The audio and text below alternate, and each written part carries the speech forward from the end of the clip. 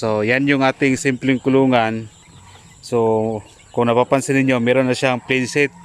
Bawat poste yan, yan. Yung iba ganyan. So may mga plain set na yan. Ang rason naglagay tayo niyan dahil nung nakaraang araw inaatake yung ating mga sisiw ng mga daga. Ayan o. So napakasayang dahil 13 piraso yung kinakain sa daga. Ayan o. Dito, tingnan nyo dito. Yan o, may butas. Diyan dumaan yung daga. So napakasayang yung ating mga sisiw. Gumaling na sana. Yan o. Nabawasan. So pera na sana yon, di ba? So yung ginagawa natin para hindi na sila umatake uli ay naglagay tayo ng plain sheet diyan, no, sa bawat poste kasi yan ayaw niya ng mga daga. Okay, so kagabi ino-observe namin na mga ilang araw wala nang daga na umatake dito sa aming kulungan ng mga sisiw dahil lahat yan may mga plain sheet na yan. Oh. Yan o, mga sisiw natin. Sa kabila, dito yung mga sisiw na yan. Sinisiparate ko iba dito dahil may kinakain dito sa daga. Yan o, hindi makalakad. Ay, yung isa. Hindi makalakad yung isa. Ayan, medyo na-stress sila, nanghihina dahil naano sa daga, kinakain yung isa, may kinakain sa daga kaya mahirapan maglagad yung isa dyan pa. So sinisiparate natin sila para mabigyan natin sila ng lunas. So pininom natin dyan sila Bitrasin Premium para sa ating mga sisiw na nanghihina. Ayun o.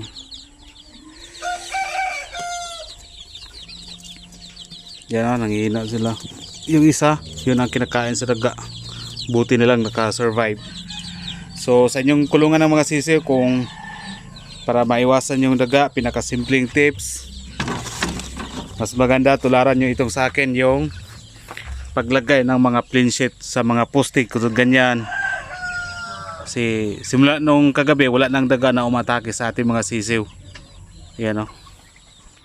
Yan ang ginagawa. Nakakapagod pero kailangan para wala nang daga. So yan. Tingnan natin yung iba dito. Malaki na yung iba ng mga basilan.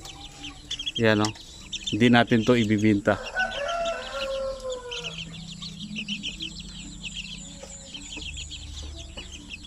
Yan. So simula nung naglagay tayo ng mga plain sheet, no, sa ilalim ng ating kulungan ng poste, wala nang daga dito. Palaging may umaatake dito pag may ilagay ako na ano. Yan o, napakaganda. Shamu Asil. Yan o, Shamu Asil o. Yan o. So dito na kulungan, ang daming daga dito. Palaging kinakain kapag may ilagay ko dito na sisiw. So simula nung nilagyan ko ng mga poste nila ng mga plain sheet, ayan, wala na. So pwede nyo gayahin sa inyong manukan para mapatunayan na yan, ganyan, kahit ganyan lang yan, epektibo yan kontra po sa kulungan ng ating mga sisiw. Kasi sayang yung mga sisiw natin, okay? Yan o, mga Shamu Asil. Napakabigat. 2 months old pa lang pero mag 1 kilo na. Okay. Okay. Sobrang takaw nila kumain. So kapag ganyan na edad, parang hindi na sila atakihin ng mga daga dito sa loob. Yung mga sisiw lang talaga. Yan o. Yan o, mga daga, ang dami. So delikado ang ating kulungan dyan kung hindi tayo maglagay ng mga plain sheet nyan. So kapag kumakain to sila ay kailangan bantayan.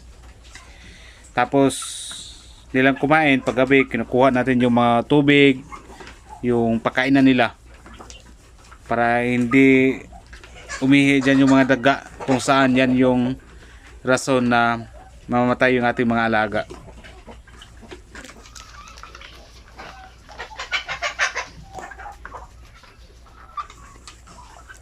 Sayang yung yung mga sisiw, nasa mga 13 yung nabawas dahil inaatake po ng mga daga. Ang delikado nyo kasi niyan, kung mag-ano ko ng lason, baka maapektuhan yung ating mga manok ko. Yung trap siguro pwede pa. Yan, kailangan natin bantayan.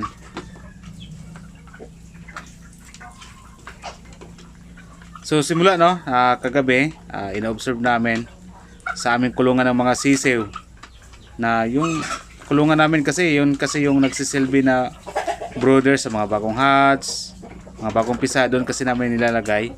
So yun nga, pinakita namin sa inyo na bawat poste meron siyang plain sheet, kasi yun ang ayaw ng mga daga. So yun lang po yung nakita namin sa amin na pwede namin gawin para maiwasan yung pag-atake ng mga daga sa ating mga sisiw.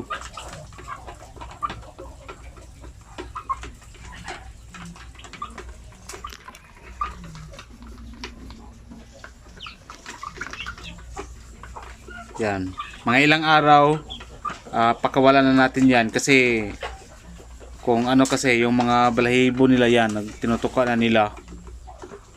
Saan ba yan? Dito yan yun ang problema kapag ganyan na edad, pakawalan na natin sila. Actually tapos na sila, pinainom na natin sila ng mga vitamins, napurga na natin sila, okay na to, kondisyon na sila habang wala pang ulan.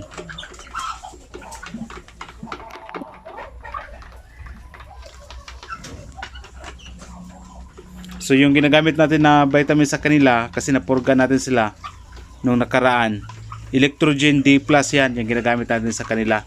So nakikita ninyo, sobrang takaw nilang kumain.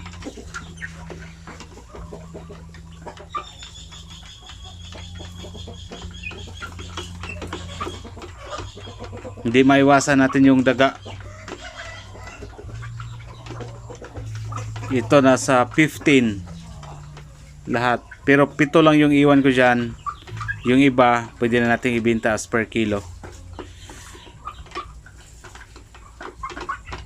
Hindi daga hayop mga daga